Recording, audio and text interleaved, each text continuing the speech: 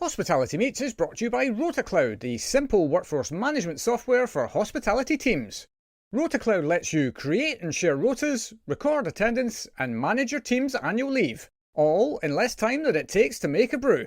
It can also make life easier for your staff, allowing them to check their rotas, request holiday, and even pick up extra shifts, all through the RotaCloud mobile app. Find out how much easier managing your team can be by visiting rotacloud.com/Phil and receive 2 months free plus VIP onboarding to help you hit the ground running, just in time for that festive rush. Welcome to Hospitality Meets with me, Phil Street, where each week we take a light-hearted look into the stories and individuals that make up the wonderful world of hospitality. Today's guest is the Right Honourable the Viscount Thurso, also known as John, and President of the Institute of Hospitality. Coming up on today's show, John starts speaking Scottish French. Bonjour, Monsieur Sankler. Comment allez-vous ce matin? Phil sums up his interviewing capability. Yeah, it certainly wasn't like that with Jeremy Paxman. And John reveals, well, everything. It ended up with me tastefully revealing my naked body when I jump into a plunge pool, amongst other things. All that and so much more as we chat through John's remarkable journey through hospitality and politics. John's story is quite something and represents a first for the show, that being the first Viscount that we've ever had on. But John recounts his journey with wonderful humour and the lightest touch throughout, and I hope you enjoy. And a massive Hospitality Meets welcome to Viscount Thurso. Have I got that right? Actually, we just talked about that. Whatever you like. Just call me John, anything. John. Well, to be fair to you, you did say get to John as quickly as you can. And that, what was that, 10 seconds? Yeah, very good. Excellent. Yeah, absolutely. How are you anyway? Very well, in good form. Up here for a couple of weeks on the farm at home in Thurso. Although it's a miserable day today. The wind is blowing, the rain is lashing down, but we'll see what happens. That's a typical Scottish autumn day, is it not? Yes, it is. And we just enjoy it for what it is and put on lots of waterproof clothing and go outside later on. Yeah, absolutely. Never has a truer word been said around that cliche around there's no bad weather, only bad clothes than in Scotland. Absolutely, absolutely. You just got the wrong clothes on. Yes, absolutely. Was that a Billy Connolly? Did he I come up with that? suspect it was. If it wasn't, it should have been. Yeah, absolutely. Most of the good things that have come out of Scotland have come out of his mouth, and some bad things as well, but there we are. Yeah, well, I mean, this is a world first for the podcast. You are officially the first Viscount that we have ever had on the show. Well, that doesn't surprise me because there are not a lot of us to start with. Right. And secondly, I think I'm the only one that was a professional in the hospitality industry. So it's a relatively small field, but it's really great to be here and to meet you and have a chance. It's my first ever podcast, so Is wonderful. it really? Yeah. Well, certainly not your first interview with somebody. We were just talking before we turned the microphone on about the concept of this show being quite light. And your words were, yeah, it certainly wasn't like that with Jeremy Paxman. Yeah, when I was in the run-up to the 2010 election, when I was an MP, I was a spokesman for, it was basically trade and industry, shadowing Ken Clarke and Peter Mandelson. And of course, as we got close to the election, they would have all three spokesmen on. And I remember one occasion when Jeremy Paxman's idea was to really freeze me out and just have a conversation between Ken Clarke and Jeremy Paxman. But I got in the end and made my points. Not that any of it matters anymore. The interesting thing was actually, when it was over, Paxman was frightfully nice and asked me all about salmon fishing, which he adores. And he'd been up here fishing on a river not very far from here. That's all he really wanted to talk about. Right. Well, I suppose very different persona to camera then than off camera. Absolutely, yeah. Because he was renowned as a Rottweiler, wasn't he? He was a bit, although he was usually quite fair. And if you were prepared and knew what you were talking about and stuck to your guns, he was never overtly rude. He could be quite tough, quite aggressive. But I mean, let's face it, you're talking cabinet ministers and people who wanted to be cabinet ministers or of that level. And I think they deserve a thorough grilling. And in a way, I preferred that slightly analog type TV approach of having a thorough debate rather than the more modern social media approach, which is, this is my view, I'm putting it out there, and I'm not going to listen to whatever anybody says in reply. Well said. Yeah. Could not agree with you more. You've got to pick a side now, haven't you? That's basically the way it works. You can't. Yeah. There can't be any grey area around your thinking. Yeah, well, anyway, we're not here to talk about Jeremy Paxman. We're here to talk about you. So I'm really, really intrigued, and a big thank you to Robert Richardson for the introduction to each other. Obviously, you've got your involvement with the Institute of Hospitality as well, but actually, we'll get to that in due course, I'm sure. But what I'd really, really love to do is take you all the way back to the beginning. And when did hospitality start presenting itself as a kind of an option for you as a career? Well, it didn't really become an option for a career until I visited the careers master at school. Now, this is a well-known boarding school back in 1969, who for the first time ever had decided that year that there ought to be a careers master. And I went in to see him because it was Good obligatory, idea. you had to. So he said to me, right, what do you want to do? And I had given it absolutely zero thought. And he said, well, are you going to go to university? And I said, no, I'm fed up with being educated. I want to get on with life, which was probably a mistake, but hey. And he said, oh, well, how about, the army or something like that? And this was a moment when we were all growing our hair down our backs and wanted to put on bell-bottom jeans and, all the rest of it. So I just said, no, thank you very much. Again, 20 years later, I probably would have thought, actually, it wouldn't have been a bad plan. Yeah. Then he said, well, how about something in the city? And my idea of the city was people in tailcoats sitting on high stools with quill pens scratching in ledgers. Top And hats. I said, absolutely not. No, thank you very much.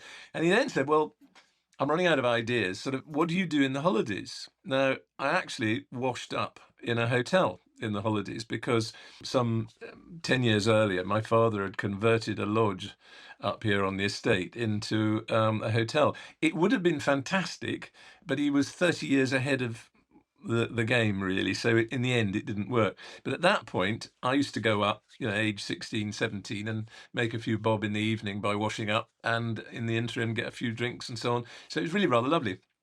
And so the careers master, whipped this form, dusty old greying form out of a drawer, blew on it, sort of handed it to me. And it was an application for the Reeve Smith Scholarship for the Savoy.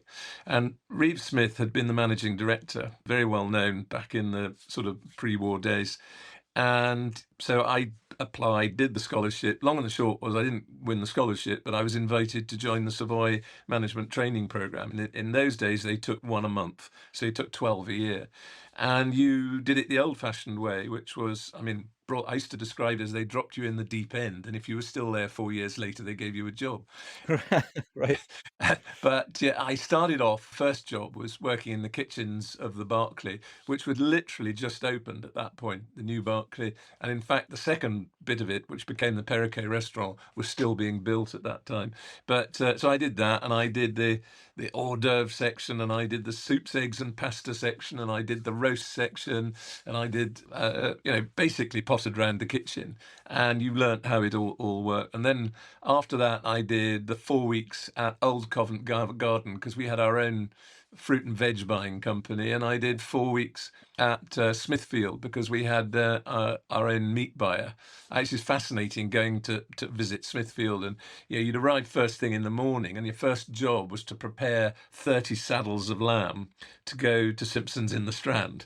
It was a great way to learn things. And then I was a waiter at Claridge's in the Cosary, and then the best bit I think of all was I was in the bar at Stone's Chop House in the Pebble Bar, and I got a distinction on the bar course, and I still make a very mean set of cocktails, my favourite being a Rob Roy, closely followed by either a White Lady or a Negroni, and it's rather fun to make those days. I'll be right over. Yeah, absolutely. But and then the audit office, and then back to Claridge's in reception. And I often describe my life as entirely accidental, in that virtually everything that's happened to me has been unplanned and been an accident. So I'm in the hospitality industry largely because I couldn't think of anything else, and the accident of the careers master having that form. And just when I got promoted to be a chef de brigade on reception, not long afterwards, the assistant reception manager left, and I was next in line, so I got that. And then the reception manager went on long-term sick, so I was acting reception manager. And when he came back, I was confirmed in the job. He moved on to another job, and then Sir Hugh Wantler, the chairman, who lived at Claridge's and came in every morning, thought I was all right, and so he just decided I should go and run the Lancaster Hotel in Paris. So, age Obviously. 27, of what it was, there I was running a hotel in Paris, which is about the time I actually started to learn something about how to run anything. Because up to that point, I'd had a lot of fun, but I hadn't necessarily learned a vast amount other than the skills, which are important, but it wasn't exactly a management training up to that point. Yeah. How interesting though. Like I kind of a part of that I really, really love is that, and that is one of the joys of this industry is that you can kind of just get on with it and kind of see where it takes you. And equally then you'll be the benefactor of people who see something in you, perhaps that you'll, and then that's maybe the moment where you go, well, hang on a minute, could I actually genuinely do this? Because I think that sort of story I hear a lot at the beginning of your kind of career is that we absolutely ask a lot of people at that age to make a decision about the direction of their life when the vast majority of us are not ready to make that decision, as you say. I mean, it's quite interesting in that, I mean, all of my children started off in hospitality. Really? Right. Largely because of what I'd done, and they knew enough to be able to go and do something. So my daughter, for example, who is now 45 and lives in Toronto with her Canadian husband and our grandchildren there, she started off, having left school, she went and worked at a hotel in Perthshire in housekeeping. She did reception and housekeeping, and that was really because she wasn't sure what she wanted to do. But that led her into eventually being a maitre d' at Glen Eagles, where she had met my son-in-law, her husband, who was over here as a chef, and he was at the hotel they were at, and then at Glen Eagles with her. Then they moved back to Canada, and then they decided to quit hospitality, and he went to night school and learnt how to be an insurance broker. And then they ended up running their own brokerage, which they've just very successfully sold. And she is now one of the lead brokers for high net worth individuals, actually for Aviva. It's a company in Canada owned by Aviva. And he is president of another the company they sold their company to, and basically running it. Right. So the fascinating thing is she's just been promoted to be the main point of contact between Aviva, the company, and their best performing underwriter, whatever. And the reason for it is, or rather brokerage, the reason for it is they said, you've got hospitality skills, you know how to talk to people. And she's got, having been the head waiter, seating people or running table plans or looking after guests, she is an insurance professional, but with the training of dealing with people. Yeah. My next in line, my son, who's just turned 40, he is a primary school teacher in South London, but he left school, didn't know what he wanted to do, and was sort of staying in the flat in London. I sort of said, well, you can't just hang around going to the pub every day, you've got to do something. So I spoke to an old friend in a hotel in London who gave him a job as a porter. And for a year and a half, he was just a porter, and he actually loved it. He said it, for the level, it was the best money he made because of the tips and everything. Yeah. But then he decided he wanted it. So he did day release at Westminster, which incidentally is where I'd done day release when I was at the Savoy. And he then moved from that to back to the hotel and worked as a manager, then moved to a Hyatt hotel and worked as a manager. And then his wife he'd married got a bit cheesed off with the hours, and he looked into teaching and ended up doing a teaching degree, and so he's a primary school teacher and loves it. Then my third son, who was at Glasgow, got a degree in art history and English literature. I said to him, I'll pay for your books and flat and all that, but I'm not paying for your lifestyle. If you want that, you can earn the money. So I introduced him to a restaurant manager in Glasgow. It's all my fault, this, and he then worked in hotels, and he ended up working at Hotel Island. But long and short, he ended up on the graduate training program with Whitbread, which he did and he was in Aberdeen running hotels there. And then he sort of had a bit of a conversion, and in 2019 joined the police and became a police constable, Police Scotland, and now lives next door. If you hear the rather noisy patter of 2-year-old feet, it's his son coming bashing through the front door. Right. But and he's back up here. Right. Yeah. But all of them use their hospitality skills in what they do. Totally. So it's somewhere where you can have, as I did, a full career in it. And my nephew, my brother's son, ended up going around the world and learnt to be a chef, or not quite by accident, but just working in kitchens. And he's now just about to be 50, and he's back here and has acquired a restaurant with a little help, and is actually making a great success of a restaurant in Scrabster. That's brilliant. And what I love about that is that you've mentioned three very different professions that that your children have gone into. All of their skill sets are forged in the world of hospitality, and actually, I've maintained on this show for a very long time that I still believe to this day that the greatest skill that you can learn is how to deal with people. Yeah. And I think your primary school teacher's son has the greatest challenge of all, because they are the most demanding of all of the human beings that exist, are they not? Yeah, but it's I mean, for him, sometimes, I mean, he's in a quite challenging area of South London, and he says there is an immense challenge with some children because of the lack of parenting. Right. Because there are some parents who send their children to primary school who are not potty trained, don't know how to eat properly, have spent all day plonked in front of a telly, and you really have to work very hard. But he said the satisfaction is, when they get to be 7 or 8 and you've actually managed to pull them out of that a bit, and you have started to get through to the talents they've got, that really, really is one of the most satisfying experiences you have. I think he gets quite a lot of both. But, you go home at the end of a day where a child has showed that they probably are going to go on.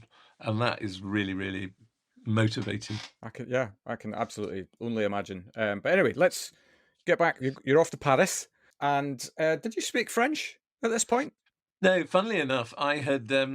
I'm of that wonderful generation where you didn't really have to try too hard at school. And I managed to persuade my tutor at school that 3 A levels was really a bit much for me. So I got to drop one of my subjects and only did 2. Right. And the one I dropped was French. So I got an O level in French, and that was sort of it. Anyway, when I learnt I was going, I said, look, I've got to get some French. So very generously, the company paid for a 2-week intensive course with Linguarama, where somebody came into Claridge's every day for about 2 hours every day. We sat there just speaking French, which started off at very basic, but broadened a bit. So when I got there, I had enough to cope. But we had a rule at the Lancaster that already existed before I got there. There was quite a lot of British stagiaires who were working there, that even if it was 2 Brits who were talking to each other, they had to speak French to each other. And the working language was French, and you weren't allowed to use English at all.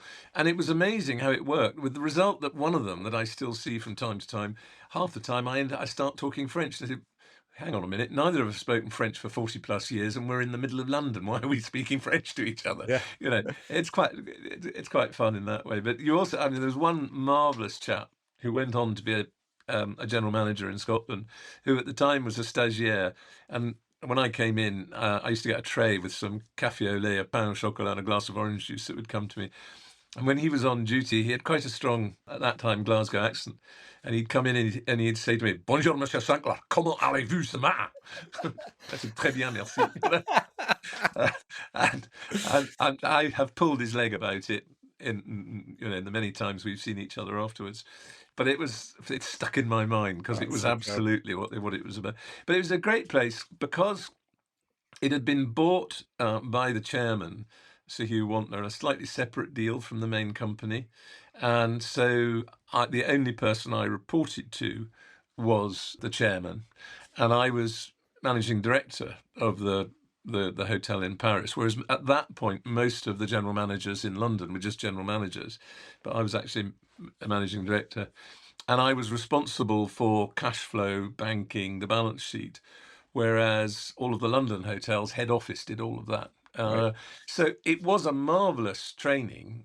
It was the beginning of teaching me that the really important thing is cash, and the second most important thing is the balance sheet, and the P&L is something that enables you to get where you want to go. But anybody can make a P&L have a plus at the end. It's not that difficult. But you've got to have real cash coming in, and you've got to have the strength of the balance sheet to make a business run. And that was a really, really valuable lesson. And I was dead lucky because I arrived the year that Giscard d'Estaing lost the presidency and Mitterrand arrived. And occupancy was way down because everybody thought France was going to go bust. I mean, there were stories of families heading for the Swiss border with their boot of their car full of the family silver and all that kind of thing. And actually, very rapidly, and the communists were in the government as well, very quickly they left. And it became a centre-left government that did extremely well. And so when I left, annual occupancy was where a city hotel should be, which was high 80s.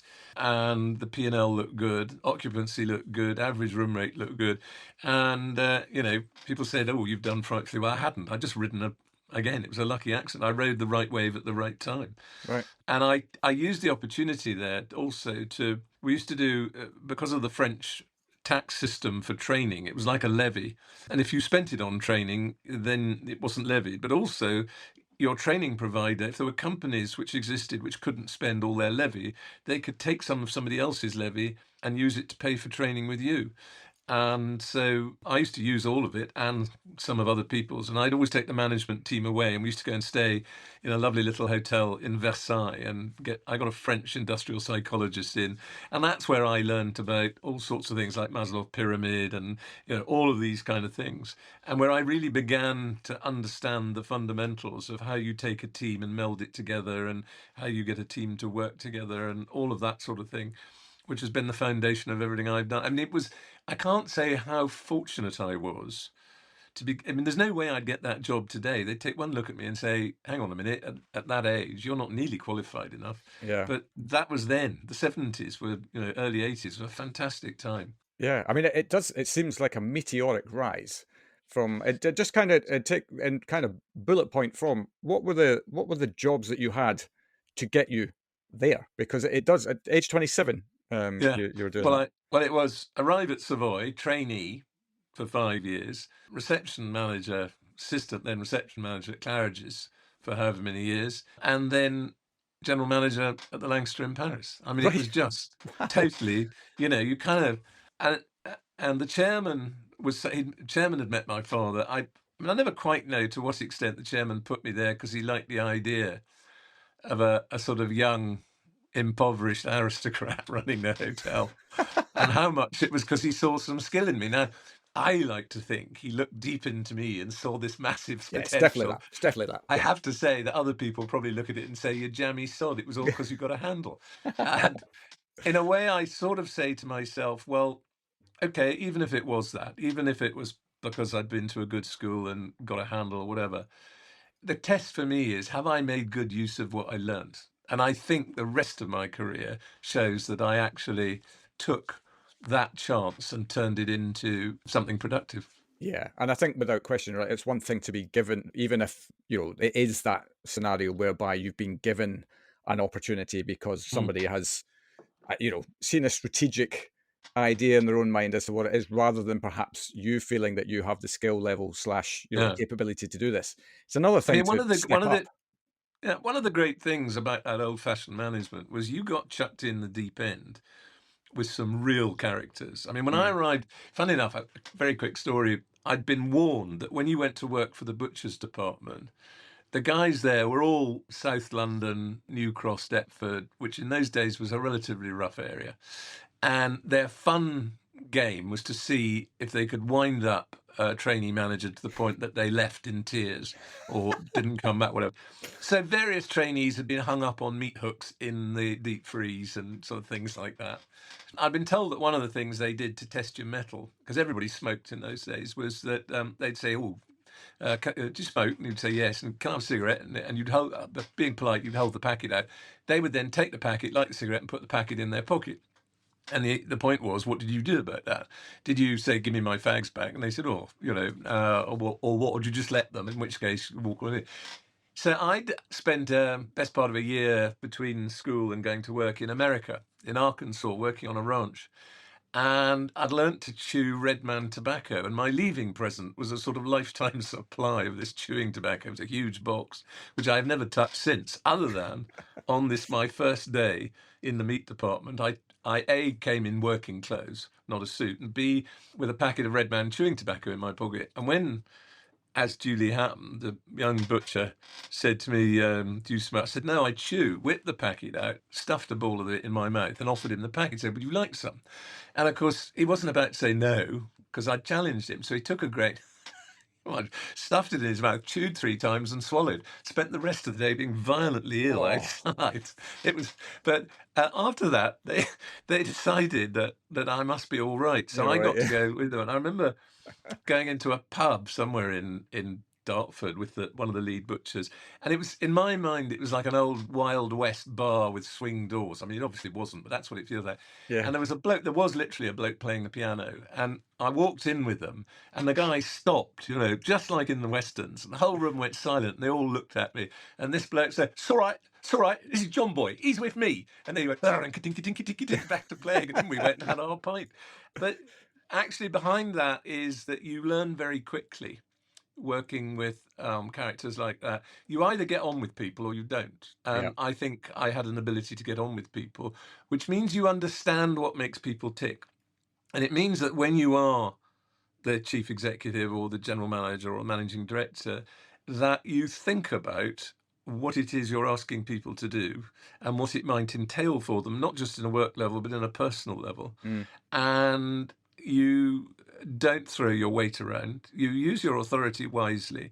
And I think the insight of that early training at the Savoy, of being a waiter, of being a barman, of working in the meat department, all these different insights into human character give you a depth of, or could give you, if you chose to accept it, a depth of understanding of people that maybe the kind of modern classic training doesn't give you.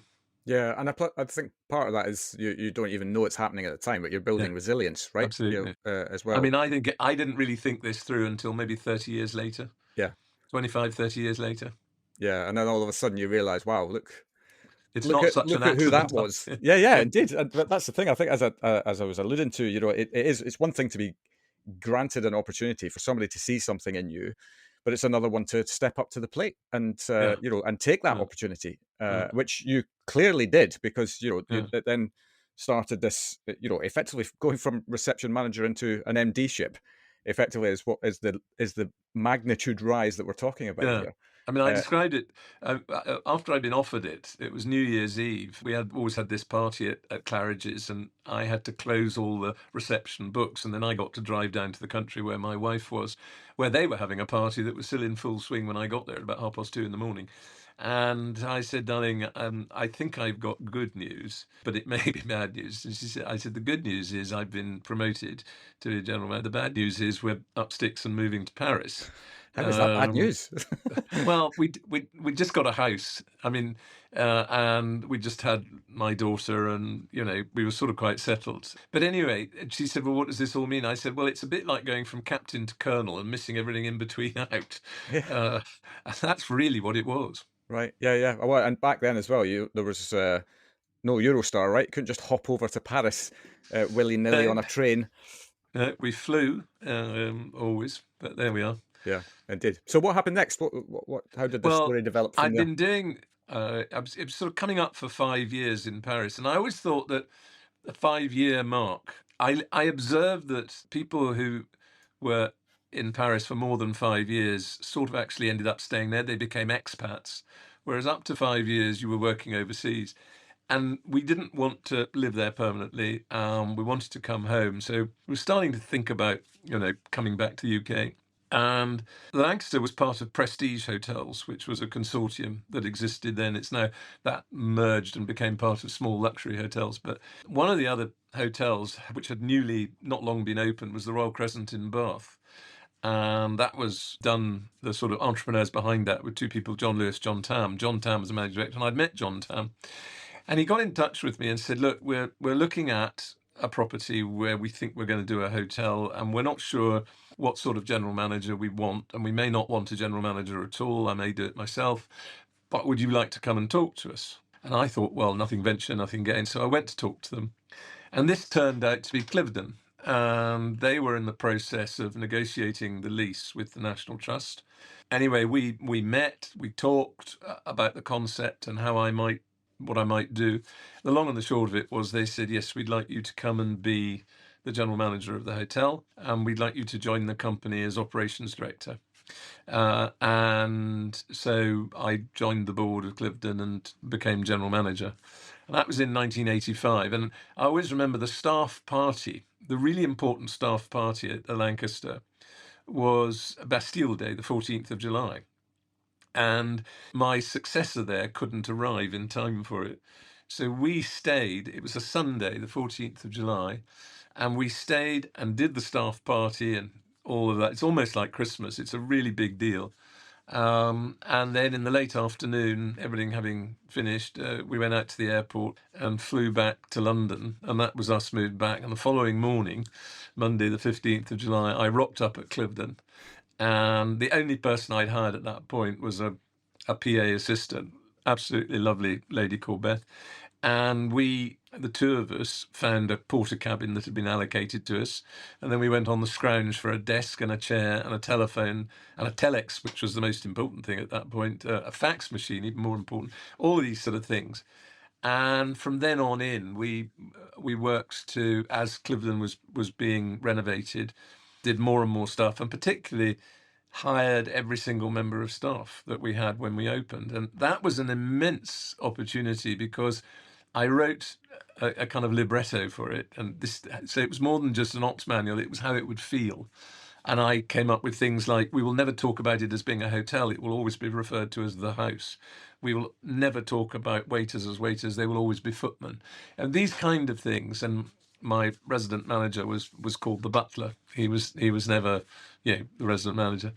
And it all set the tone of what we described as Britain's first and only stately home hotel. Right. We had, I decided that some basic things like everybody would do all of the then available trainer skills courses, sort of 1, 2, and 3. So which is on the job training and giving classroom instruction, all these sorts of things. And they all had to do a course on interview skills. And of course, getting everybody together, 5, 6 months before we opened, and then getting everybody together to go on all these courses, including me, turned us into a team. It was a huge team building exercise.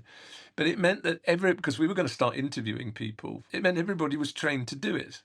And one of the things I came up with there was to say that we will train every number 2 to the level where they can take over from the number 1. And what that meant is we lost a lot of number 2s because people poached them because we knew we trained them well. But Right. we always had succession in the business. And people would work for us because they knew they'd get well trained. And I remember I used to do the induction for everybody when they first arrived. I do an induction. And the first thing I did was I used to write up on the board, I am a professional servant and I am proud of it. Because I wanted people to really, it was pride in service and professionalism. So when I was there in my work clothes, I was there to look after people. I was a professional at service, and that's a professional servant, and I was really proud of it. When I took my work clothes off and put my jeans on, whatever, to go home, then I was a same times human being as anybody else. Yeah, you're a Negroni maker. That's what you are. Yeah, exactly. But I am a professional servant. I'm proud of it. Has remained with me, I think, the whole way through. And I carried that for myself through to being an MP.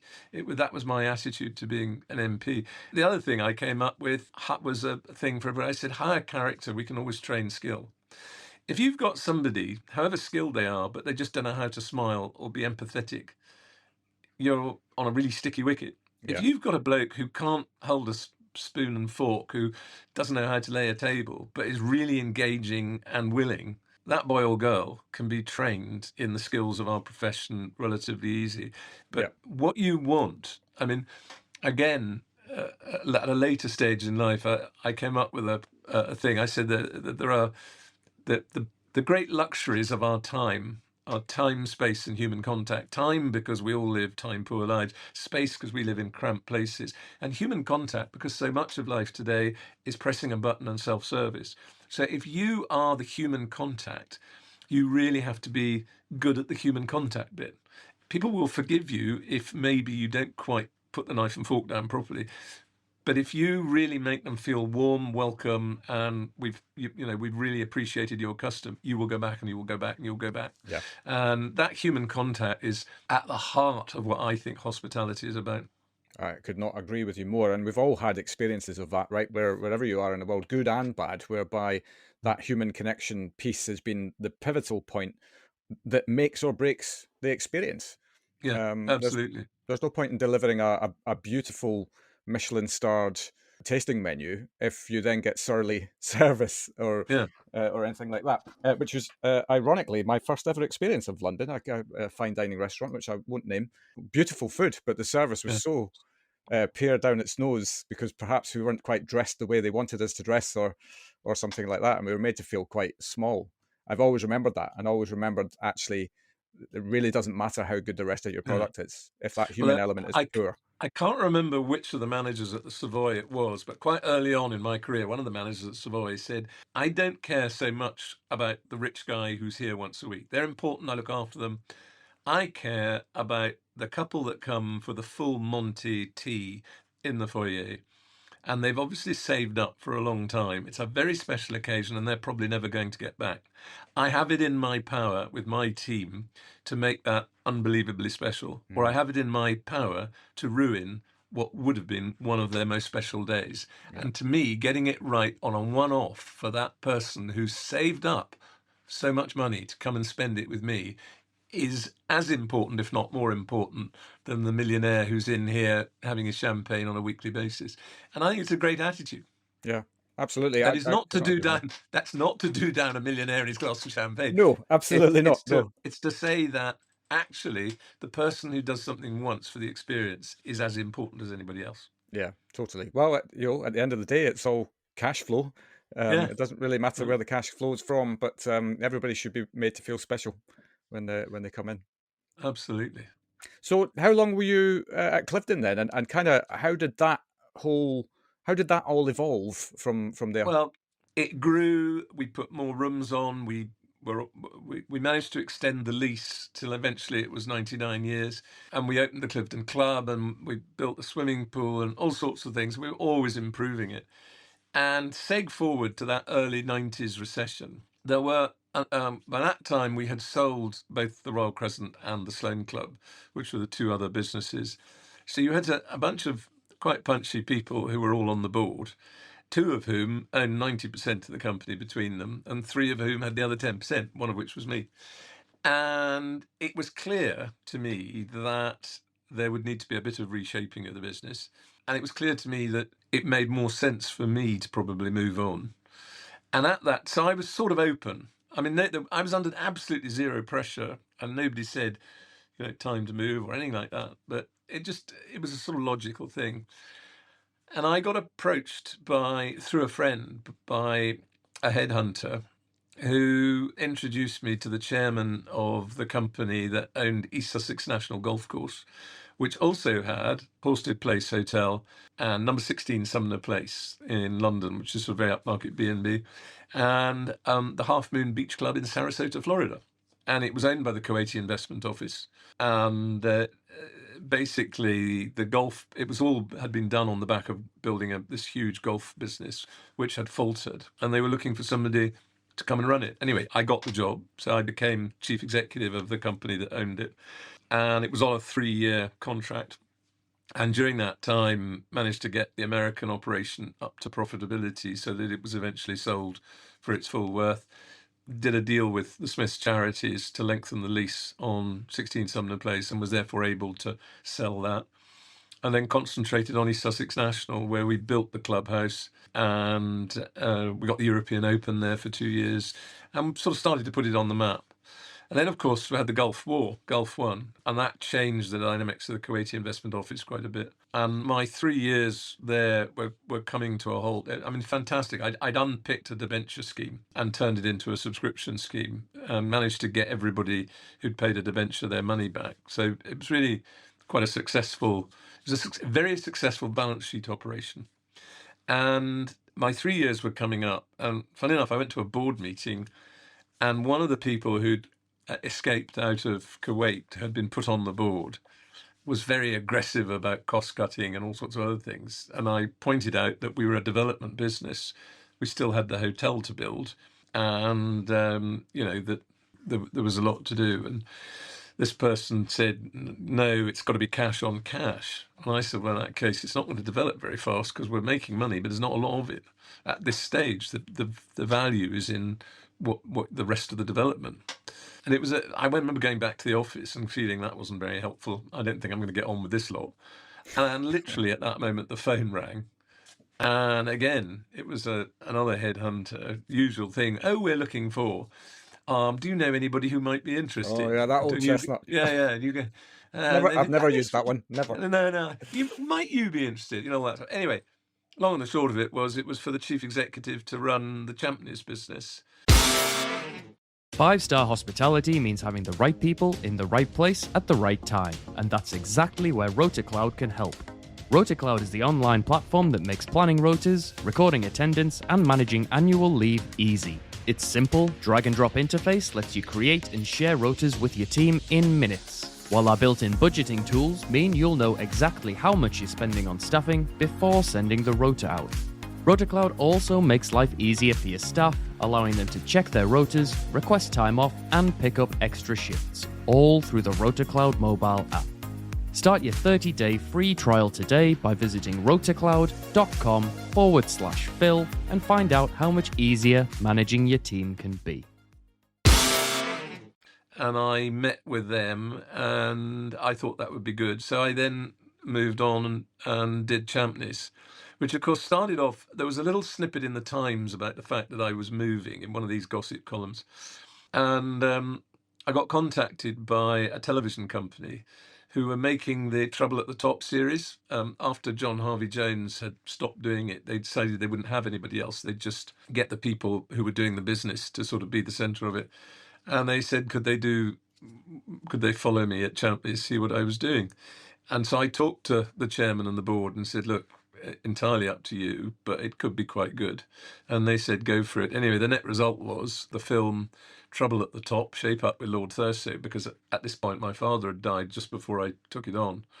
And I'd become Lord Thurso. And it it ended up with me tastefully revealing my naked body when I jump into a plunge pool, amongst other things. Obviously. I didn't find that in my research, to be honest, but probably grateful with all due respect. Actually, it was quite funny, really, because they followed the business for a year, and the thing at Champneys was it had been put together to become a very big company. So it had a head office absolutely full of people, and you ask them what you did, they say, oh, I'm the brand growth manager. And you talk to somebody else and they'd say, oh, I'm the product growth manager. And you talk to somebody, and I realized that I got sort of however many people it was, I can't remember, 20, 30 people in head office, and we probably needed 5 or 6. Right. And I looked at the whole thing and it became very obvious. So, I said at the beginning, I'm not going to do anything except learn for 3 months, which is exactly what I did. And at the end of that time, I had worked out not only what the structure should be, but the most likely people to fit into that structure. And I then went through a process, absolutely correct process, of consulting all the managers and saying, look, this is the structure. This is what I want to do. Do you see yourself fitting into that anywhere? And some of them said, oh, yes, I'd like to be X or Y. And some said, well, I'd like to be X, but I think probably there's a better candidate. And some said, I don't see myself in that matrix at all. And we then went there. Actually, most of the people I appointed were pretty obvious. The only outside recruit at that point was a finance director. And everything I've ever done, the first thing I do is make sure I've got a really good finance director, because I don't want to be worrying about the money. If it's bad, I need to know it's bad. Yeah. If it's working, I need to know it's working. What I don't need is spend hours trying to work out what's actually happening. Yeah. So apart from that, got the team together, and I think I said to all the others, look, we're making you redundant. Here's the statutory redundancy you would get. I'm adding on extra to that. And it was a couple of months or whatever it was extra that we put in. Every single person that we made redundant was back in employment before the money I'd given them had run out. Nobody challenged it, the process, which I was very proud of, because I think I dislike making people redundant, getting rid of people in any circumstance. But I think failing to do it properly and failing to respect people is about the worst crime you can commit. So I was pleased that, a year later when I met some of them, they said, well, I wasn't it was a bit cross with you when it happened, but actually it's worked out really well and I'm enjoying life and blah, blah, blah. And that was really good. Yeah. And then the business, we curiously, the big challenge there was also it had been time shared. And as a result, it was a stalled timeshare and it was going nowhere. So I actually managed to reverse the timeshare, copying what had been done at Lloyd's of London with loan stock. And it did actually work. And as a result, we got the asset back into the company, which encouraged the owner to invest in the property. And we modernized it and did a lot to it. And it worked really well. And then we started to take the brand and develop the brand. And we had clubs and we had a lot of ideas for that. And we were looking at doing an IPO, going onto the AIM market, and we're working on that when I accidentally fell into politics. And once again, accidentally. Well, you start by being born the eldest to a peer who very sadly died much younger than one would have liked. I am actually now within a year of the age that my father was when he died. And so found myself whilst at Champneys going to the House of Lords. And in those days, there weren't that many Liberal Democrat life peers because Mrs. Thatcher didn't believe in giving third parties life peerages. And if you were reasonably competent, you could get onto the front bench. And so I was our food and our tourism spokesman in the House of Lords and really enjoyed it. And then when the House was reformed in 1999, and the hereditaries all left, except for the 92 who are still there and about to be guillotined, they said to me, look, would you be up for a life peerage? But at that time, the MP for Caithness and Sutherland, who was a great friend, said to me, when they offer you a life peerage, please say no. And I said, why? And he said, well, I haven't told anybody yet, but I'm standing down at the next election, and I think you would make a good MP. And I sort of went, ooh, really? And so I did get elected in 2001, so I left Champneys in the 6 months following the election. Right, yeah. By God, there's an awful lot to unpack here. Yes. I thought I'd just give you a little challenge. Yeah, jeez. I mean, the first thing that sprung to my mind is that when you were kind of recounting the story, is just I suppose the direct access you have had in your career to this point, notwithstanding the politics, which we'll get into in a sec, I'm sure, but is the different skills that you kind of had to apply yourself into, probably without any formal training and such. So I'm talking about things like redundancies and going through that process, which is, as you say, is never a pleasant thing to do. Yeah, because I think, having been through redundancy myself, I completely agree with you as well that, sometimes business requires it. And I get that. And, having been on the receiving end of it, I still have the most amount of respect to my direct manager, who was the one who had to have the meetings with me and had to, effectively pull the trigger. The company that I was working for at the time, I think in the aftermath of that, didn't handle it particularly well. And as a result of that, that left a little bit of a sour taste. And I would never consider going back to work for that company ever again. I mean, that ship sailed a long time ago in any case. But then the other skills that you're learning, who teaches you how to do a timeshare reverse? Well, my father had put me on the board of all our family companies up here in Caithness, which are very small, and basically it's a sort of property-based company. It's the estate, but also we owned a little hotel, the Ulster Arms in Holkirk, which I had up until 2007, and various other bits and bob. And so, I was used to doing board meetings. I was used to looking at a balance sheet. I was used to talking to accountants. And I had actually, served on various company boards. So you get some training from that. And then when I was in the Lancaster, my preferred reading every day was the Financial Times. I think you learn a lot by actually absorbing information.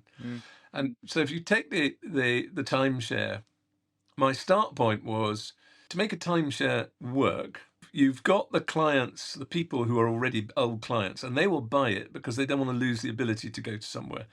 And you can sell a percentage of them incredibly easy. To sell the rest of them is basically a classic sales job, whereby you need to sell X number every week or month. To do that, you need to be showing X times 10 around the place every month. And to do that, you need to be creating X times 10 times another 10 of contacts. So you start with a funnel of people you contact down to people who show around, down to people who you actually convert. And if you start with the number of conversions, you can work back up to the number of people you actually need to be talking to. Now, the problem at Champneys was that it had been owned by two people with conflicting ideas. One part of the ownership were people who just believed wholeheartedly in the whole concept of well-being and doing it very much the way it had been done. And the other people who were the money, who basically just want to flog weeks and get them sold. Because of the disagreements between them, the timeshare, they all sold up, and it had been bought by the owner that brought me in. And in the interim, all of the selling had stopped. They were just not selling enough to make it work. So in the meanwhile, to get cash flow, you could still go and stay there. So there was no reason to actually buy a timeshare because you could go and stay there anyway. And the whole point about timeshare is I can't go there unless I own it. So it had stalled and it was never going to restart. But the core of it were these people, 200 odd, who had bought it because they were so desperately in love with the property. And I realized that I thought that if I could give them what they wanted in terms of access to the property, and if I could offer them something financially to make it make sense, they would happily give up their timeshare. So I created a club, which was the Founders Club, and they all were made members, and their subscription was £1 a year, and that gave them all of the benefits, the discounts and all the rest of it that they'd had before. And then I said, we can't afford to buy your timeshare, but we will create loan stock, which doesn't bear interest, but you've got your club membership, that's the equivalent. And you will have that to the value, and that will become repayable at the end of a period of time, which was actually after I ended up leaving. And they voted, and they voted in favour of it. And therefore we were able to do it. The idea for it had come from studying, funnily enough, what had happened at Lloyd's of London, where they'd done a similar loan stock to enable to get away from the old ideas that they'd had. And I just thought, I was literally, it's one of those sort of in the bath moments when I thought, I wonder if I joined all these dots, if it would work. And then we spent a fortune with lawyers who said nobody's ever done this, but it can be done. The other thing was that before we pressed the go button, I identified the members who might be most proactive, because by this time they had become proactive and were grumbling. And I went to see them, and I didn't tell them what I was doing, but I said, if I could arrive at this result, would you be happy?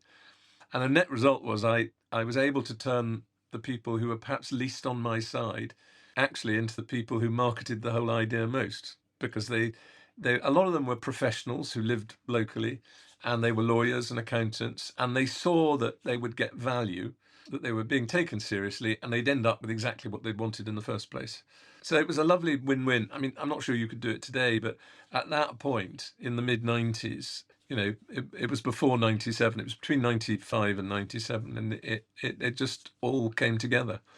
And I don't know where the ideas and the skills, I mean, I have very little formal training in a lot of these things, but you can acquire knowledge and you can train yourself. I read a huge amount. I've got a huge number of books on various kinds of leadership and things like that, but not classic how to be a CEO.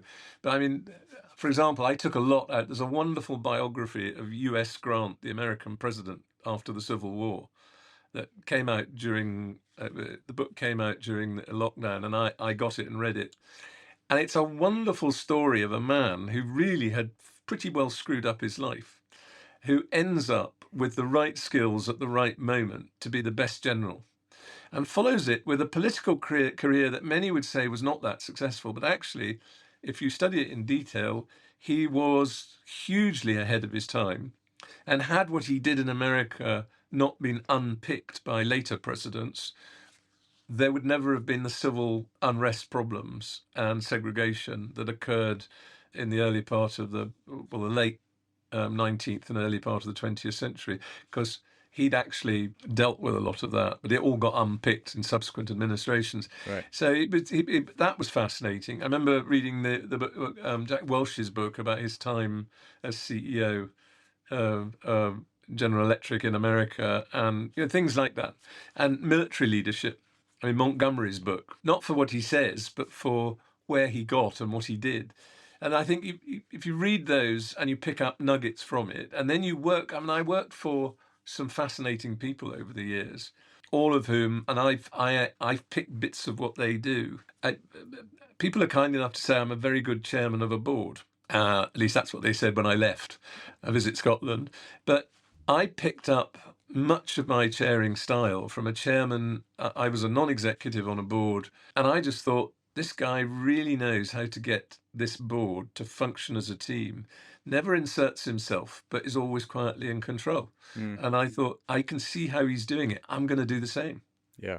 But I suppose that's the same for anybody, regardless of whether you get to board level or whether you aspire to become a general manager or whatever that looks like, is that, all the while you're a good employee, you're picking up nuggets of the things you want to do and the things you don't want to do when you become a leader.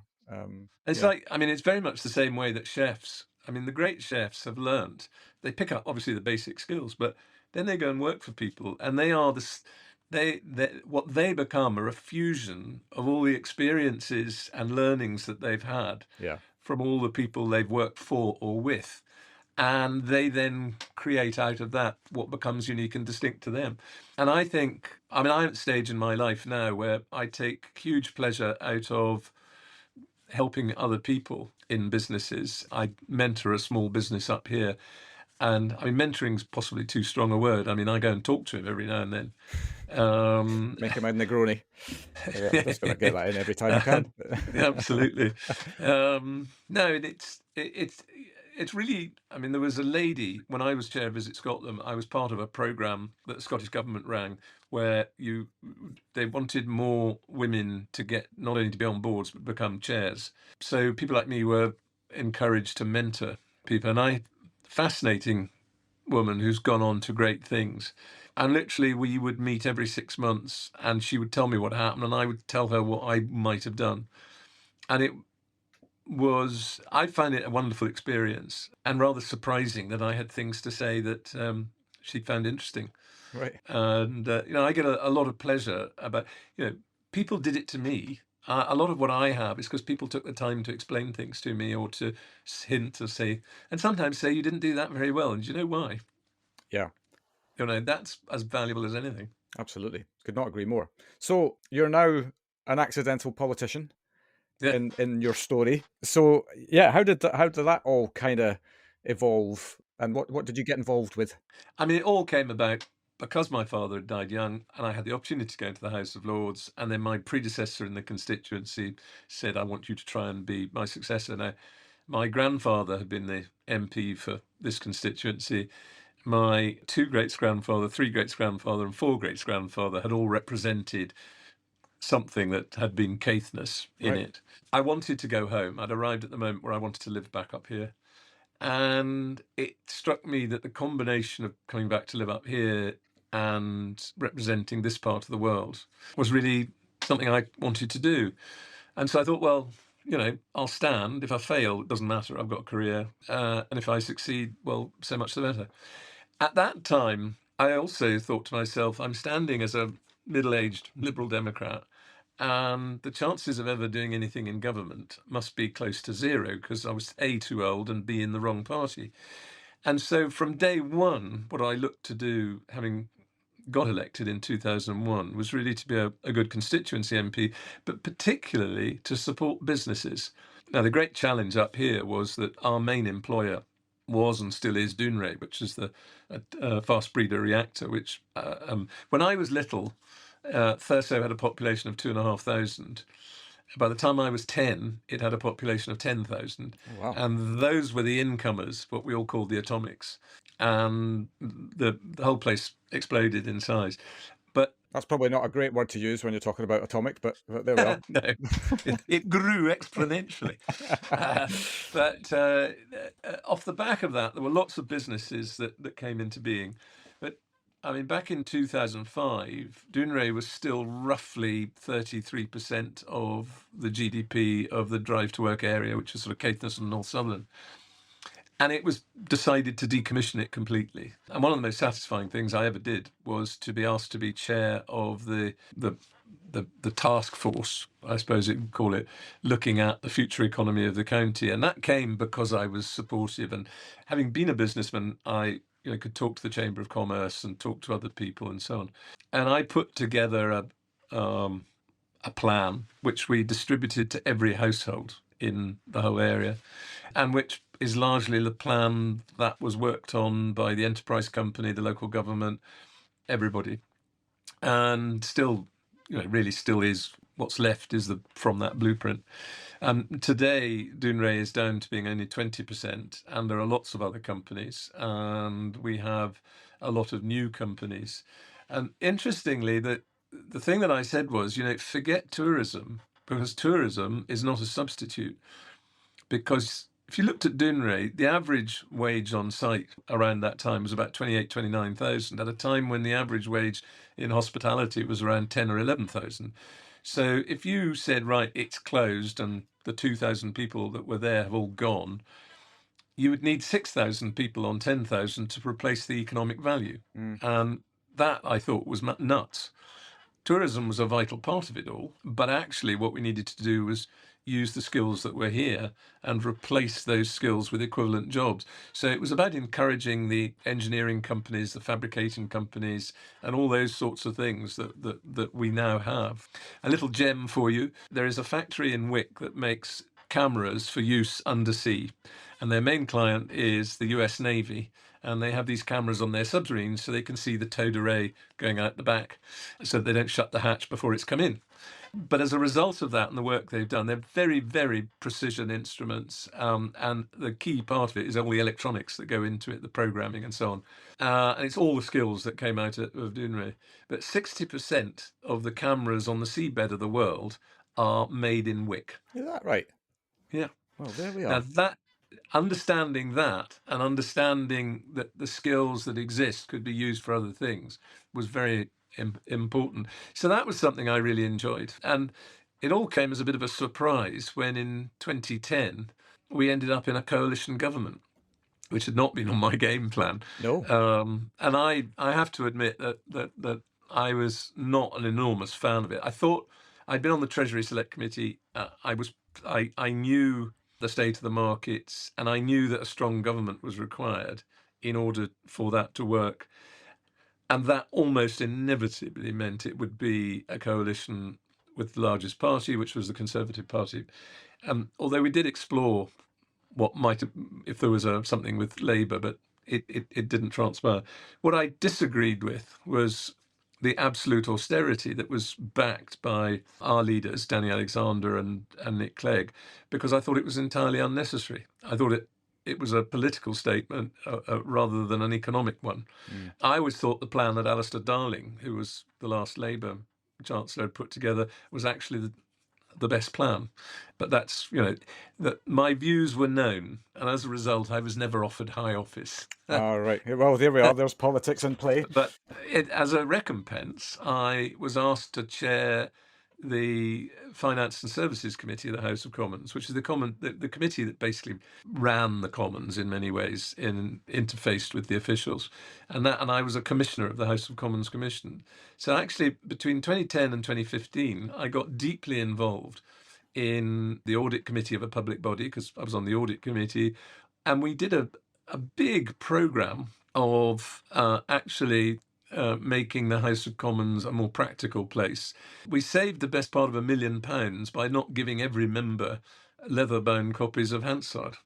Yeah, but I tell you, when I decided with my committee that that's what we would do, there are certain members who were deeply unhappy about that and said it's my divine right to have a leather-bound copy. But there were lots of things like that, which today sound almost funny, but it was a very fulfilling parliament in that I was doing things I was good at. I also was learning, I was adding skills of chairing public body type committees and learning how the public sector worked, which is in terms of how you get things done by working with officials and so on, which was not something that I'd learnt in my career. So I was building up this body of knowledge. I'd already got the sort of private sector to a large extent. I was building up this public sector knowledge at the same time, and I enjoyed it hugely until 2015, when I was a victim of the great landslide in Scotland.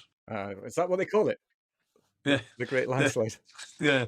Well, Charles Kennedy, bless him, marvellous man. Charles Kennedy described it as the night of the long skiing doos. And I had a very big skiing do sticking out of my back. Yeah. But and there, that was that. And actually, my wife would tell you that the best thing that ever happened, because it was a good time to get out. I'd done 3 parliaments, which is long enough, and then I had this incredible piece of fortune, which was that I ended up becoming chairman of Visit Scotland and going back to the House of Lords as an elected hereditary.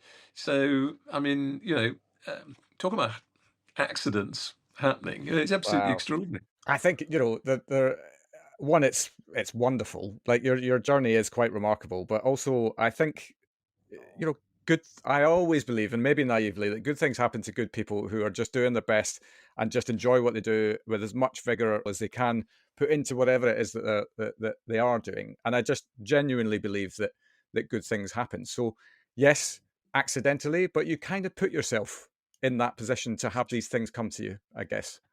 I think today, if I was at an interview and somebody, I hate talking about myself in sort of interview terms of, I am an experienced executive who can, rebuild the world kind of thing. I just dislike that whole thing.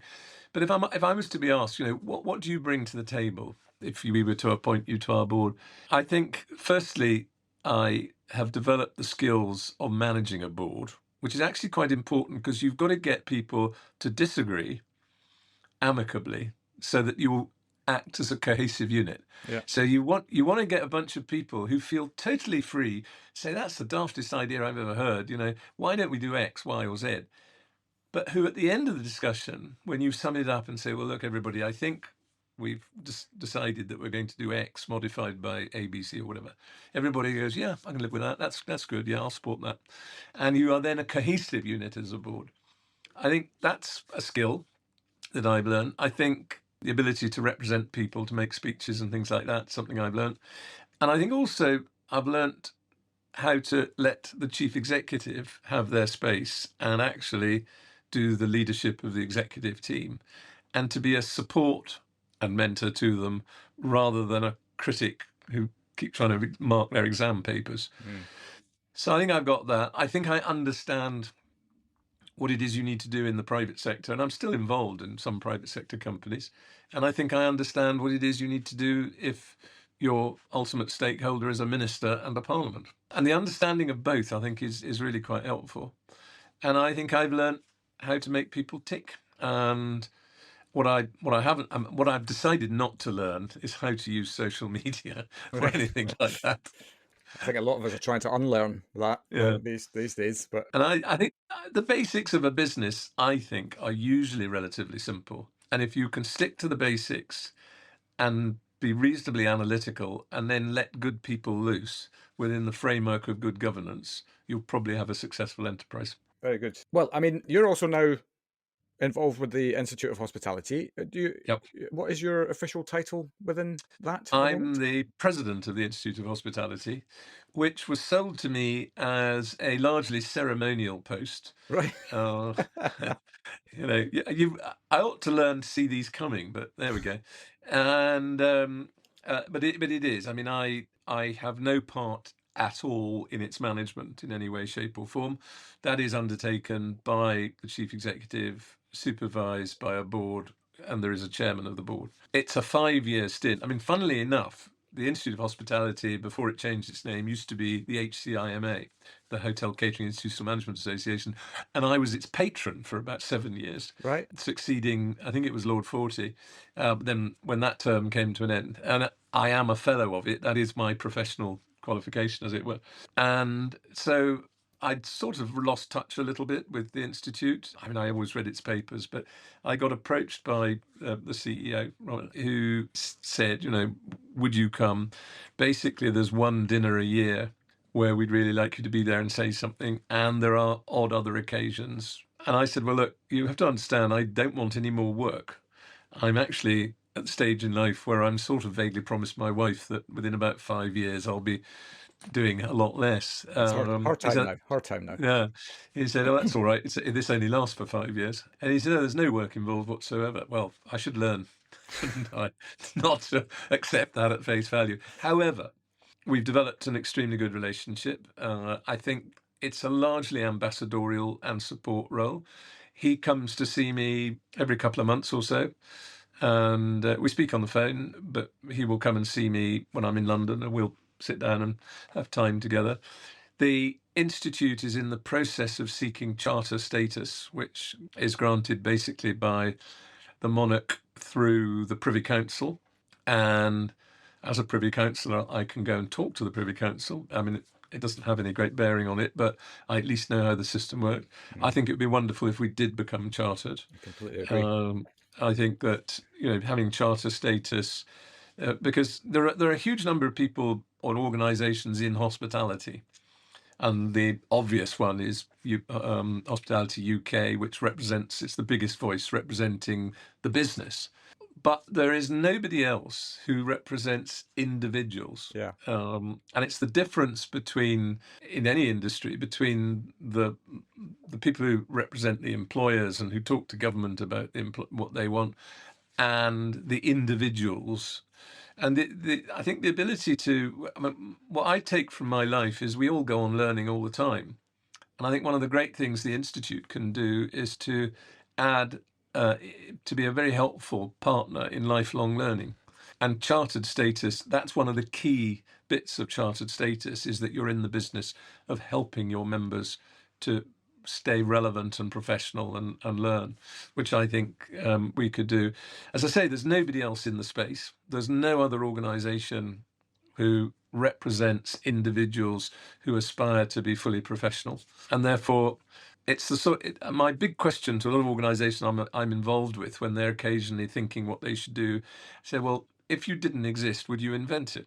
Very good. I like that. And there are some organisations where if it didn't exist, you probably might not invent it nowadays. And I think if you look at the Institute, if it didn't exist, you would certainly invent it. You would want something that does the job it aspires to do. And having a chief executive who works very hard, the membership is going up, the money side is stable. He's worked very hard at getting charter status, which hopefully will come about in the next year or so. And it's abundantly clear that he's working with a lot of other organisations. I mean, I'm a master inholder.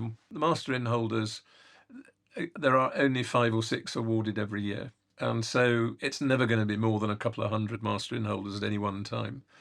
So they're never going to be representative of the whole industry. Yeah. There are tremendous, like academics like professors at university, they are great people to have, but they're not representative of everybody there.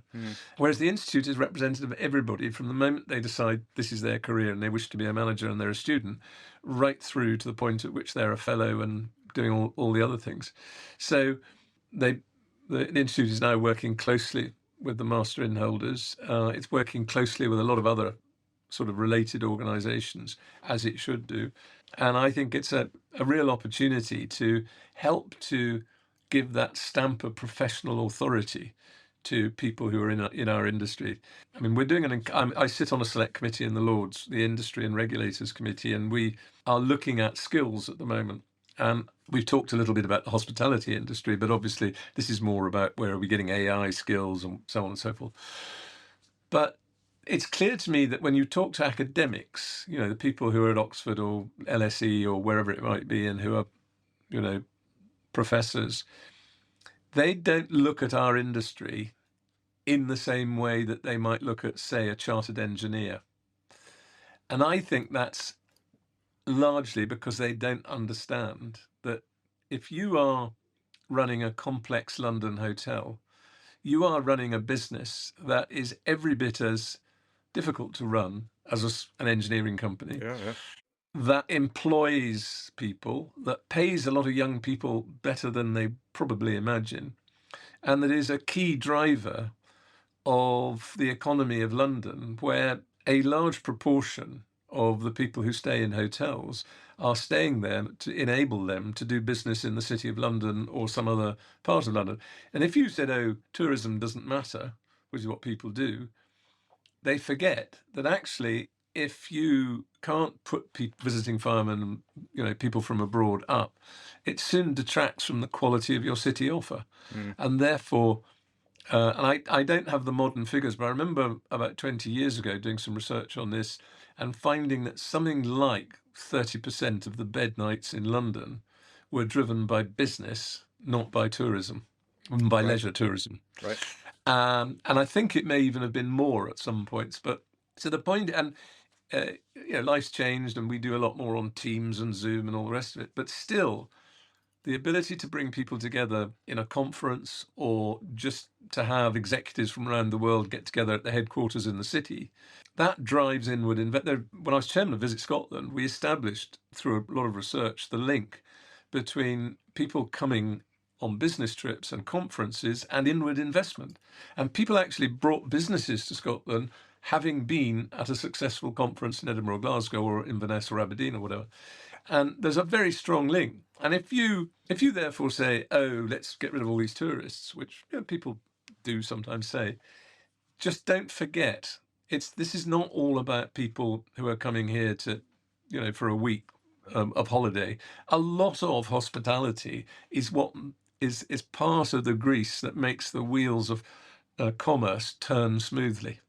And if you haven't got it, or it's poor in your location, you will lose out to the other countries or other cities which do it well.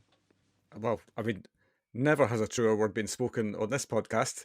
And frankly, that strikes me as a wonderful way to wrap it up. I've taken up a lot of your time. And I really, really appreciate it.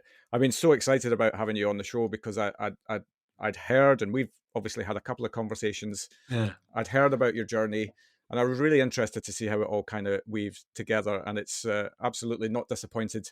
And thank you so much for coming on the show and telling your story. But this has been a pleasure. Thanks so much. You're very, very welcome. And wish you well with the next phase of your involvement in your ceremonial role at the IOH.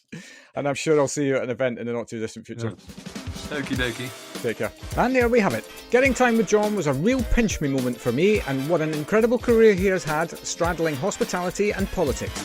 I'll be forever grateful to him for making the time for the show. We'll be back next week with, would you believe it, our 200th episode, and I've got something very special lined up for that, so I'll see you then.